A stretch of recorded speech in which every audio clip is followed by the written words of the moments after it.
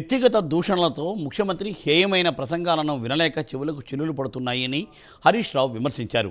డిసెంబర్లో నెరవేరుస్తామన్న హామీలు ఏమయ్యాయని ఆయన ప్రశ్నించారు. రావాల్సిన డిసెంబర్ వస్తుందో లేదో అన్న అనుమానంగా ఉందని అన్నారు. ఈ budget CM Revanth, deputy CM కలిపి నిర్మించిన గాలిమెడల బడ్జెట్ అని హరీష్ రావు ఎద్దేవా చేశారు.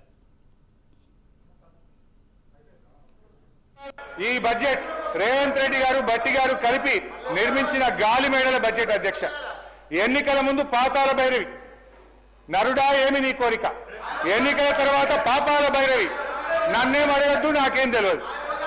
అధ్యక్ష, ఈ కాంగ్రెస్ ప్రభుత్వం ఇవాళ బడ్జెట్ లో ప్రతిపాదనలు జోరుగా ఉంటున్నాయి, హామీలు అమలుకు వచ్చేసరికి నీరు గారిపోతున్నాయి. అధ్యక్ష, డిసెంబర్ 9, 2023 నాటికి చేస్తానన్న హామీలు మరి ఎన్ని డిసెంబర్లు దాటాయో మాకైతే అర్థమైతలేదు. అధ్యక్ష, రావాల్సిన డిసెంబర్ అసలు వస్తుందో రాదో అనుమానాలు ఇవాళ కలుగుతా ఉన్నాయి. అధ్యక్ష, ఊకదంపుడు ఉపన్యాసాలు, ఉత్తర కుమార ప్రగల్భాలు.